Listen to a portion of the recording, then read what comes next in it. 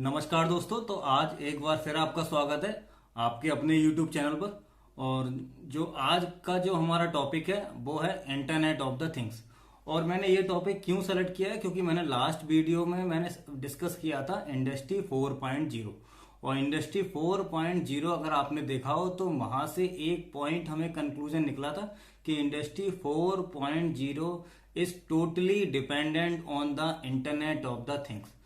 और एक बात और क्लियर है कि कोरोना वायरस की वजह से इंडस्ट्री का फोर्थ रिवॉल्यूशन बहुत तेजी से होने वाला है अब। और आज हम आईओटी के ऊपर बहुत इंपॉर्टेंट फैक्ट्स के बारे में बात करेंगे जो हो सकता है आज से पहले आपने ना सुने हो। और वो फैक्ट मुझे भी नहीं पता था, और जब मुझे लगा कि आईओटी के ऊपर वीडियो बनाना चाहिए और मैंने थोड़ा सा उसके ऊपर रिसर्च किया तो मुझे पता लगा कि आईओटी जो है का जो आईओटी वर्ड्स कहाँ से आया आखिरकार और कैसे आया। तो ये बहुत इंपॉर्टेंट फैक्ट है। तो इस सबको जानने के लिए आप जो है आज का वीडियो देखिए। आईओटी का बेसिकली पर्पस है कि हमारे जो वर्क है वो हमारे ऑटोमेटिक मोड में चले जाएं। इंटरनेट ऑफ थिंग्स को हम कुछ एग्जाम्पल के थ्रू समझने की कोशिश करते हैं कि अगर मैं इस रूम की जहां रूम में बैठा हुआ अपने वीडियो शूट कर रहा हूं, तो अगर मैं यहाँ पर बैठा हूं तो इसका मतलब यहाँ पर प्रॉपर लाइटिंग होनी चाहिए। अगर नहीं है तो ऑटोमेटिक लाइट को ऑन होना चाहिए।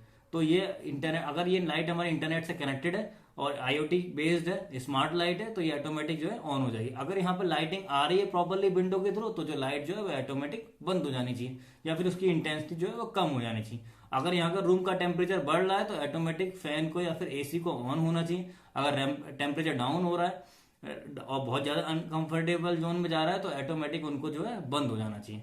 तो ये ऑटोमेटिक मोड में होना चाहिए सब कुछ। अगर मैं रूम में हूं तो मतलब वहां पे लाइट ऑन होनी चाहिए, फैन ऑन होना चाहिए, एसी ऑन होना चाहिए अकॉर्डिंग टू एनवायरमेंट। अगर एनवायरमेंट नहीं कहता है कि जो है रूम एसी ऑन होना है तो फिर नहीं होना चाहिए। तो सिंपल सा एक होम ऑटोमेशन का एग्जाम्पल हो गया। नेक्स्ट एग्जाम्पल अगर हम आरओ का लेते हैं कि आरओ के अंदर क्या है कि आरओ में जो फिल्टर चेंजिंग का बहुत बड़ा रोल होता है आरओ के अंदर। तो आरओ के अंदर अगर फिल्टर चेंज की रिक्वायरमेंट है तो आरओ को मेरे पास एक टेक्स्ट मैसेज भेजना चाहिए कि your RO filter need to be change. और उसको मेरे से पूछना चाहिए कि आरओ के फिल्टर चेंज की रिक्वायरमेंट है और क्या मैं इसकी रिक्वेस्ट अर्बन क्लैब पे सबमिट कर दूं। और अगर मैं इसको ओके करता हूं तो वो जो मेरी रिक्वेस्ट है वो अर्बन क्लैब पे चली जाएगी और अर्बन क्लैब ऑटोमेटिक आरओ जो है वो अर्बन क्लैब को रिक्वेस्ट कर देगा या फिर किसी भी सर्विस प्रोवाइडर को रिक्वेस्ट कर देगा और सर्विस प्रोवाइडर आके वहां पे फिल्टर को चेंज कर देगा। तो यहाँ पर बेसिकली प्रिडिक्टिव मेंटेनेंस की जा रही है। तो यहाँ पर पहले मैंने एक होम ऑटोमेशन का एग्जाम्पल लिया, दूसरा मैंने आरओ का एग्जाम्पल लिया।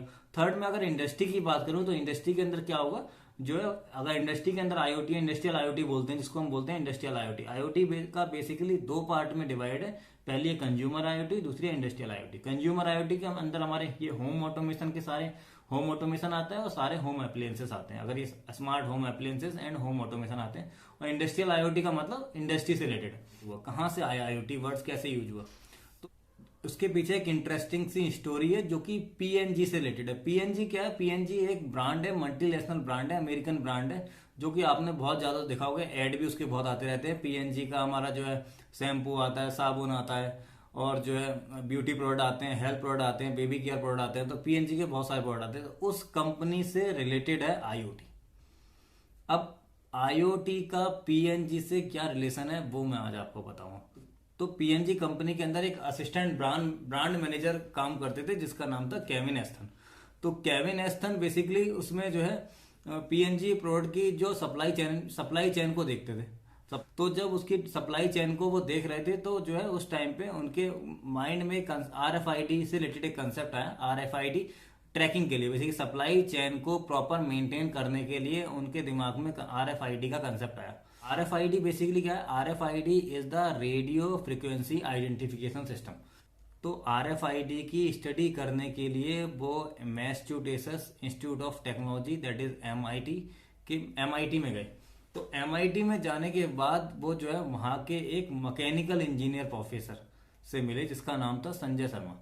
और संजय शर्मा के साथ मिलकर उन्होंने वहां पर एक लैब, उन्होंने इसके ऊपर स्टडी करना चाहा और लैब डेवलप की। और लैब का जो नाम उन्होंने रखा that is the auto ID centre. तो वहां पर जो है संजय शर्मा के साथ मिलकर उन्होंने एक ऑटो आईडी सेंटर नाम सेंसर स्टेब्लिश किया, जो कि बेसिकली इंडस्ट्री और एकेडमिक कोलैबोरेशन के साथ बना था। तो इसमें कौन कौन थे? एक तो हमारे संजय शर्मा थे जो कि मैकेनिकल के प्रोफेसर थे, दूसरा हमारा पीएनजी के ब्रांड मैनेजर थे जो कि केविन एस्थन। अब इन्होंने दोनों ने मिलकर auto ID centre research centre start किया जो कि 1999 के अंदर। तो वहां पे इन्होंने ऑटो आईडी सेंटर के नाम से रिसर्च सेंटर स्टार्ट किया और वहीं पर इन्होंने 1999 में आईओटी वर्ड्स को फर्स्ट टाइम इन्होंने वहां पे यूज किया। तो बेसिकली इसको हम जो है केविन एस्थन को और संजय शर्मा को आईओटी का जनक कह सकते हैं। और ये आईओटी जो है वो 1999 से स्टार्टिंग हुई है। तो ये भी आज की टेक्नोलॉजी नहीं है जिसको हम आज की टेक्नोलॉजी बोल रहे हैं, लेकिन अब ये इंडस्ट्री में आ रही है, इंडस्ट्रियल आईओटी आ रहा है, इंडस्ट्री का फोर्थ रिवोल्यूशन होने वाला है, इसलिए इसको करंट टेक्नोलॉजी के नाम से जाना जा सकता है। तो ये तो इसकी स्टोरी हो गई कि आईओटी का स्टेब्लिशमेंट कैसे हुआ। अब इसके बाद हम देखते हैं कि आईओटी है क्या। IoT is the internet of the things. Internet of things का मतलब क्या है? बेसिकली इंटरनेट ऑफ थिंग्स का मतलब है कि हमने जो है थिंग्स के ऊपर इंटरनेट को कनेक्ट किया हुआ है। अब थिंग्स का मतलब कुछ एग्जांपल तो हमारे जैसे मोबाइल है, मोबाइल इंटरनेट से कनेक्टेड है तो mobile is the part of IoT कह सकते हैं। और हमारा जो लैपटॉप है वो हमारा इंटरनेट से कनेक्टेड है तो हम कह सकते हैं internet is the part of the IoT. लेकिन पूरा आईओटी नहीं, क्योंकि आईओटी के अंदर क्या है, बेसिकली इंटरनेट से कनेक्ट करने के बाद हमें करना क्या है, वहां से उस फिजिकल ऑब्जेक्ट का डाटा कलेक्ट करना है। डाटा कलेक्ट करने के बाद क्या करना है, उस डाटा को एनालाइज करना है। उस डाटा को एनालाइज करने के बाद क्या करना है, उस फिजिकल ऑब्जेक्ट को कंट्रोल करना है। और कंट्रोल करने के बाद क्या करना है, उसकी जो एक्चुअल कंडीशन है, उसका जो एक्चुअल स्टेटस है वो हमें नोटिफिकेशन के थ्रू यूजर को भेजना है। तो ये बेसिकली आईओटी का कंसेप्ट है, to collect the data, to analyse the data, to control the things या physical object and to send the notification to the user. तो अगर हम देखें तो इसमें क्या क्या हो रहा है, कलेक्ट कर रहे हैं, एनालाइज कर रहे हैं, कंट्रोल कर रहे हैं और फीडबैक भेज रहे हैं। तो अब ये 4 पैरामीटर हैं जिनके ऊपर हमें पूरा आईओटी का स्ट्रक्चर जो है पूरा डिपेंडेंट है। पहले हमें डाटा कलेक्ट करना है, तो डाटा कलेक्ट कैसे हो, किसी फिजिकल ऑब्जेक्ट का अगर मुझे डाटा कलेक्ट करना है तो डाटा चाहिए तो कैसे मिलेगा, तो वहां पे क्या करना पड़ेगा, मुझे कुछ ना कुछ एक सेंसर लगाने पड़ेंगे। आईओटी के अंदर पहला इंपॉर्टेंट जो कंपोनेंट है वो क्या है, that is the sensor which is required to collect the data from the physical object.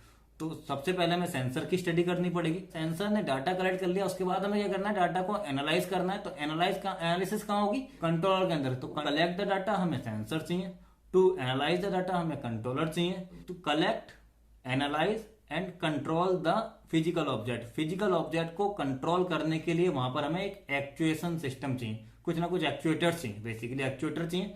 और वो फीडबैक सेंड करने के लिए हमें जो है एक यूजर इंटरफेस चाहिए। यूजर इंटरफेस एक मोबाइल ऐप की फॉर्म में भी हो सकता है और वेब बेस्ड भी हो सकता है। तो हमें यूजर इंटरफेस बनाना पड़ेगा जो कि मोबाइल ऐप की फॉर्म में होगा या फिर वेब पेज की फॉर्म में होगा।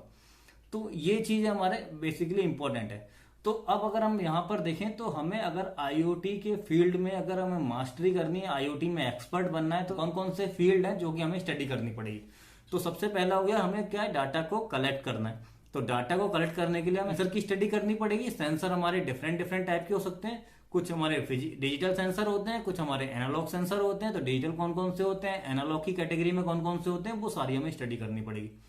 दूसरा, जब सेंसर से डाटा कलेक्ट हो गया उसके बाद हमें क्या करना है, डाटा को एनालाइज करना है। तो एनालाइज कहाँ होगा, एनालाइज करने के लिए हमें कंट्रोलर चाहिए, माइक्रो कंट्रोलर चाहिए। तो कंट्रोलर कौन कौन से यूज कर सकते हैं, अगर हम यहाँ पे आर्डिनो यूज कर सकते हैं। माइक्रो कंट्रोलर बहुत सारे प्रोजेक्ट के अंदर आर्डिनो यूज करते हैं।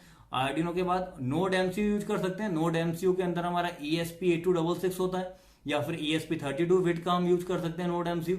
नोड एमसीयू के बाद रास्पबेरी पाई का यूज कर सकते हैं। तो ये हमारे माइक्रो कंट्रोलर में जो हम यूज कर सकते हैं कंट्रोलिंग के लिए during the basic study of the IoT. तो डाटा को कलेक्ट कर लिया हमने, एनालाइज कर लिया, उसके बाद हमें जो है कंट्रोल करना है। तो कंट्रोल करने के लिए हमें एक्चुएटर की स्टडी करनी पड़ेगी। हमें क्या करना है, फीडबैक देना है यूजर को। तो यूजर को फीडबैक देने के लिए एक यूजर इंटरफेस डेवलप करना पड़ेगा। तो बेसिकली हमें ऐप डेवलपमेंट के बारे में भी नॉलेज होनी चाहिए और वेब डेवलपमेंट के बारे में भी नॉलेज होनी चाहिए। अब ये सारा का सारा जो डिवाइसेस हैं जो सब कुछ कनेक्टेड है एक दूसरे से, तो नेटवर्किंग की भी नॉलेज होनी चाहिए कि नेटवर्किंग कैसे करते हैं। और दूसरा, इतना सारा डाटा जब कलेक्ट होगा तो उसको हमें स्टोरेज की भी करना पड़ेगा कहीं ना कहीं। तो स्टोरेज करना पड़ेगा, एनालिसिस एक पर्टिकुलर लेवल तक एनालिसिस तो हम माइक्रो कंट्रोलर के अंदर कर सकते हैं, डाटा स्टोर कर सकते हैं। लेकिन जब डाटा बहुत ज्यादा डाटा हो जाता है तो उसको स्टोर करने के लिए हमें एक सर्वर बनाना पड़ता है, क्लाउड सर्वर।